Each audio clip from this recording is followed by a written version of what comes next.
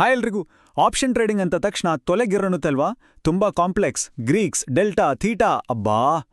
ಆದ್ರೆ ಇಷ್ಟೆಲ್ಲ ಗೊಂದಲದ ನಡುವೆ ಇದನ್ನ ಅರ್ಥ ಮಾಡ್ಕೊಳ್ಳೋಕೆ ಒಂದು ಸುಲಭವಾದ ದಾರಿ ಇದೆ ಅಂದ್ರೆ ಬನ್ನಿ, ಆ ಆಪ್ಷನ್ ಚೈನಲ್ಲಿ ಕಾಣೋ ಅಸಂಖ್ಯಾತ ನಂಬರ್ಗಳ ಹಿಂದಿರೋ ಕಥೆಯನ್ನ ಹೇಗೆ ಓದೋದು ಅಂತ ನೋಡೋಣ. ಇದು ಬಹುಶಃ ಪ್ರತಿಯೊಬ್ಬ ಟ್ರೇಡರ್ ಕೂಡ ತಮ್ಮನ್ನೇ ತಾವು ಕೇಳಿಕೊಳ್ಳೋ ಪ್ರಶ್ನೆ. ಯಾಕಪ್ಪ ಹೀಗೆ? ಯಾಕೆ 99% ಜನ ದುಡ್ಡು ಕಳ್ಕೊಳ್ತಾರೆ? ನಾವು ಎಷ್ಟೇ ಸ್ಟ್ರಾಟಜಿ ಹಾಕಿದ್ರೂ ಮಾರ್ಕೆಟ್ ನಮಗೆ ವಿರುದ್ಧವಾಗೇ ಹೋಗ್ತಿದೆಯಲ್ಲ. ಯಾರೋ ದೊಡ್ಡ ಆಟಗಾರರು ನಮ್ಮನ್ನೇ ಟಾರ್ಗೆಟ್ ಮಾಡ್ತಿದಾರಾ ಅನ್ನೋ ಭಾವನೆ ಬಂದೇ ಬರುತ್ತೆ. ಅಬ್ಬಾ, ಈ ಮಾತು ಕೇಳಿದರೆ ಸಾಕು, ಟ್ರೇಡ್ ಮಾಡಿ ಲಾಸ್ ಮಾಡ್ಕೊಂಡ ಪ್ರತಿಯೊಬ್ಬರಿಗೂ ತಮ್ಮ ಅನುಭವನೇ ಕಣ್ಮುಂದೆ ಬರುತ್ತೆ. ಕರೆಕ್ಟಾಗಿ ನಾವು ಎಲ್ಲಿ ಸ್ಟಾಪ್ ಲಾಸ್ ಇಟ್ಟಿರ್ತೀವೋ ಮಾರ್ಕೆಟ್ ಅಲ್ಲಿಗೆ ಬಂದು ಅದನ್ನು ಹಿಟ್ ಮಾಡಿ ಆಮೇಲೆ ನಾವು ಅಂದ್ಕೊಂಡ ಹಾಗೇನೆ ವಾಪಸ್ ಹೋಗುತ್ತೆ. ಆ ಹತಾಶೆ ಇದೆಯಲ್ಲ, ಅದರ ಹಿಂದಿನ ಕಾರಣವಾದ್ರೂ ಏನು? ಸರಿ, ಹಾಗಾದ್ರೆ ಈ ಸಮಸ್ಯೆಗೆ ಪರಿಹಾರ ಇಲ್ವಾ? ಖಂಡಿತ ಇದೆ. ಅದನ್ನೇ ಕಂಡುಹಿಡಿದಿದ್ದು ವಿನಯ್ ಪ್ರಕಾಶ್ ತಿವಾರಿ ಅನ್ನೋರು. ಇವರೇನು ವಾಲ್ ಸ್ಟ್ರೀಟ್ನ ದೊಡ್ಡ ಜೀನಿಯಸ್ ಅಲ್ಲ, ಬದಲಿಗೆ ತುಂಬಾ ಸಾಮಾನ್ಯ ಹಿನ್ನೆಲೆಯಿಂದ ಬಂದು ಈ ಮಾರ್ಕೆಟ್ನ ಕೋಡನ್ನ ಭೇದಿಸಿದವರು. ಇವರ ಕಥೆ ಕೇಳಿದ್ರೆ ಆಶ್ಚರ್ಯ ಆಗುತ್ತೆ. ಯಾಕಂದ್ರೆ ಇವರು ದೊಡ್ಡ MBA PhD ಹಿನ್ನೆಲೆಯಿಂದ ಬಂದವರಲ್ಲ. ಒಬ್ಬ ಆರ್ಟ್ಸ್ ಗ್ರಾಜ್ಯುಯೇಟ್. ಸ್ವಂತ ಹಣವನ್ನ ಕಳೆದುಕೊಂಡು ತಪ್ಪುಗಳಿಂದ ಪಾಠ ಕಲಿತು ಮಾರ್ಕೆಟ್ನ ಸಂಕೀರ್ಣ ಲೆಕ್ಕಾಚಾರಗಳನ್ನ ತಾವಾಗಿಯೇ ರಿವರ್ಸ್ ಇಂಜಿನಿಯರಿಂಗ್ ಮಾಡಿ ಅರ್ಥ ಮಾಡಿಕೊಂಡ್ರು. ಇದು ಅವರ ಅನ್ವೇಷಣೆಗೆ ಒಂದು ವಿಶೇಷವಾದ ನಂಬಿಕೆಯನ್ನ ಕೊಡುತ್ತೆ. ಈಗ ಒಂದು ಕ್ಷಣ ಯೋಚನೆ ಮಾಡಿ. ಆಪ್ಷನ್ ಚೈನ್ ಅನ್ನೋದು ಕೇವಲ ಅಂಕಿ ಸಂಖ್ಯೆಗಳ ಒಂದು ಟೇಬಲ್ ಅಲ್ಲ, ಬದಲಿಗೆ ಅದು ಮಾರ್ಕೆಟ್ ನಮ್ಗೆ ಹೇಳ್ತಿರೋ ಒಂದು ಸೀಕ್ರೆಟ್ ಕತೆ ಆಗಿದ್ರೆ ಹೇಗಿರುತ್ತೆ? ಆ ಕತೆನ ಓದೋಕೆ ನಮ್ಗೆ ಗೊತ್ತಾದ್ರೆ? ಆ ಕತೆಯನ್ನ ಓದೋಕೆ, ಅರ್ಥ ಮಾಡ್ಕೊಳ್ಳೋಕೆ ನಮ್ಮಿರೋ ಮೊದಲನೇ ಟೂಲ್ ಇಲ್ಲಿದೆ. ತುಂಬ ಸರಳ, ಆದರೆ ಸಿಕ್ಕಾಪಟ್ಟೆ ಪವರ್ಫುಲ್ ಆಗಿರೋ ಒಂದು ಮೆಂಟಲ್ ಮಾಡೆಲ್. ಸೊ ಏನಿದು ಕಾಲ್ಪನಿಕ ರೇಖೆ ಅಂದರೆ? ಹೆಸರಲ್ಲೇ ಇದೆ, ಇದು ನಾವು ಕಲ್ಪನೆ ಮಾಡ್ಕೊಳ್ಳೋ ಒಂದು ಲೈನ್. ಆದರೆ ಇಲ್ಲೊಂದು ತುಂಬ ಇಂಪಾರ್ಟೆಂಟ್ ಪಾಯಿಂಟ್ ಇದೆ. ಈ ಲೈನನ್ನು ನಾವು ಫ್ಯೂಚರ್ ಪ್ರೈಸ್ ನೋಡಿ ಎಳೆಯೋದಲ್ಲ, ಬದಲಾಗಿ ಸ್ಪಾಟ್ ಪ್ರೈಸ್ ನೋಡಿ ಎಳಿಬೇಕು. ಯಾಕಂದ್ರೆ ಸ್ಪಾಟ್ ಪ್ರೈಸ್ ಅನ್ನೋದು ಆ ಕ್ಷಣದ ಸತ್ಯ. ಫ್ಯೂಚರ್ ಪ್ರೈಸ್ನಲ್ಲಿ ನಿರೀಕ್ಷೆಗಳು ಬೆರೆತಿರ್ತವೆ. ಇದು ಬಹಳ ಮುಖ್ಯವಾದ ವ್ಯತ್ಯಾಸ. ಇದನ್ನ ಮಾಡೋದು ಎಷ್ಟು ಸುಲಭ ಅಂದ್ರೆ, ನೋಡಿ, ಮೊದಲು ಸದ್ಯದ ಸ್ಪಾಟ್ ಪ್ರೈಸ್ ಎಲ್ಲಿದೆ ಅಂತ ನೋಡಿ. ಆಮೇಲೆ ಅದರ ಅಕ್ಕಪಕ್ಕ ಇರೋ 2 ಸ್ಟ್ರೈಕ್ ಪ್ರೈಸ್ ಮಧ್ಯ ಮನಸ್ಸಲ್ಲೇ ಒಂದು ಗೆರೆ ಎಳ್ಕೊಳ್ಳಿ. ಅಷ್ಟೇ, ಸಿಂಪಲ್ ಅಲ್ವಾ? ಈಗ ನೋಡಿ, ಆಪ್ಷನ್ ಚೈನ್ 4 ಭಾಗಗಳಾಗಿ ಡಿವೈಡ್ ಆಯಿತು. ಸರಿ, ಲೈನ್ ಎಳೆದಾಯ್ತು. ಈಗ ಆ 4 ಭಾಗಗಳ ಅರ್ಥ ಏನು?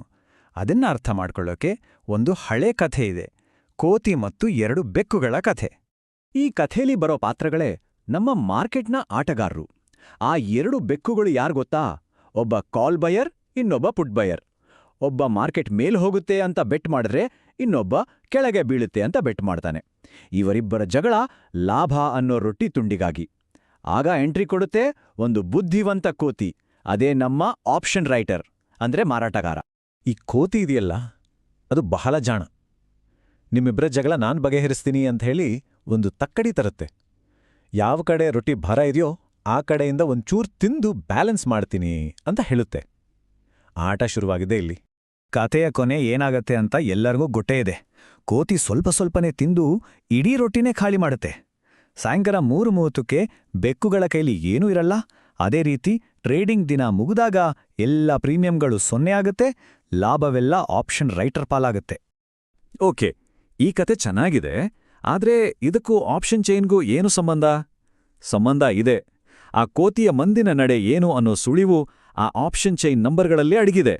ಅದನ್ನ ಹೇಗೆ ಪತ್ತೆ ಹಚ್ಚೋದು ಅಂತ ಈಗ ನೋಡೋಣ. ಹಾಗಾದ್ರೆ ಆ ಕೋತಿ ಅಂದ್ರೆ ಆ ರೈಟರ್ ಮುಂದೆ ಏನ್ ಮಾಡ್ತಾನೆ ಅಂತ ನಮಗೆ ಮೊದಲೇ ಹೇಗ್ ಗೊತ್ತಾಗುತ್ತೆ? ಆ ಸೀಕ್ರೆಟ್ ಎಲ್ಲಿದೆ?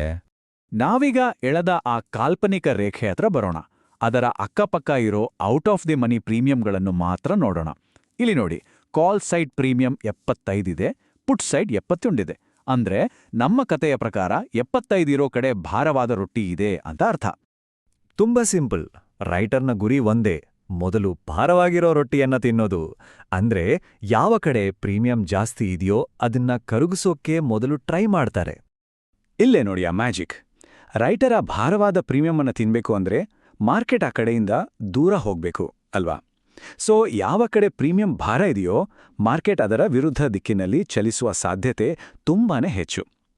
ಇದೇ ನೋಡಿ ಆಪ್ಷನ್ ಚೈನ್ನ ಆಳವಾದ ರಹಸ್ಯ. ಇಷ್ಟಕ್ಕೆ ಮುಗಿಲಿಲ್ಲ. ಇದರಲ್ಲಿ ಇನ್ನೂ ಒಂದು ಅಡ್ವಾನ್ಸ್ಡ್ ಲೆವೆಲ್ ಇದೆ. ಅದನ್ನೇ dot to dot reversal point ಅಂತ ಕರೆಯೋದು. ಏನಿದು ರಿವರ್ಸಲ್ ಪಾಯಿಂಟ್? ಇದು ಆ ಕೋತಿ ಒಂದು ಕಡೆ ರೊಟ್ಟಿ ತಿಂದು ಇನ್ನೊಂದು ಕಡೆ ತಿರುಗೋ ಕ್ಷಣ. ಅಂದ್ರೆ ಆಪ್ಷನ್ ಚೈನ್ನಲ್ಲಿ ಪ್ರೀಮಿಯಂಗಳ ಬ್ಯಾಲೆನ್ಸ್ ಚೇಂಜ್ ಆಗುತ್ತೆ. ಅಲ್ಲಿವರೆಗೂ ಹಗುರು ಅನ್ಸಿದ್ದ ರೊಟ್ಟಿ ಇದ್ದಕ್ಕಿದ್ದಂತೆ ಭಾರ ಆಗುತ್ತೆ. ಆ ಕ್ಷಣದಲ್ಲೇ ಮಾರ್ಕೆಟ್ ಯೂಟರ್ನ್ ಹೊಡೆಯೋ ಸಿಗ್ನಲ್ ಸಿಗುತ್ತೆ. ಇಲ್ಲಿಗೆ ಒಂದು ಕೊನೆಯ ಆದರೆ ಅತ್ಯಂತ ಪವರ್ಫುಲ್ ಪ್ರಶ್ನೆ ಬರುತ್ತೆ. ಮಾರ್ಕೆಟ್ ಎಲ್ಲಿಂದ ವಾಪಸ್ ತಿರುಗುತ್ತೆ ಅನ್ನೋ ಆ ಡಾಟ್ ಟು ಡಾಟ್ ಪಾಯಿಂಟನ್ನ ಅದು ಆಗೋಕ್ಕೂ ಮುಂಚೆ ನಿಖರವಾಗಿ ಲೆಕ್ಕ ಹಾಕೋಕೆ ಸಾಧ್ಯನಾ? ತಜ್ಞರ ಪ್ರಕಾರ ಖಂಡಿತ ಸಾಧ್ಯವಿದೆ. ಅದೇ ಈ ತಂತ್ರದ ಅಂತಿಮ ರಹಸ್ಯ. ಇದು ನಮ್ಮನ್ನು ಮತ್ತಷ್ಟು ಆಳವಾದ ವಿಶ್ಲೇಷಣೆಯತ್ತ ಕೊಂಡೊಯ್ಯುತ್ತದೆ.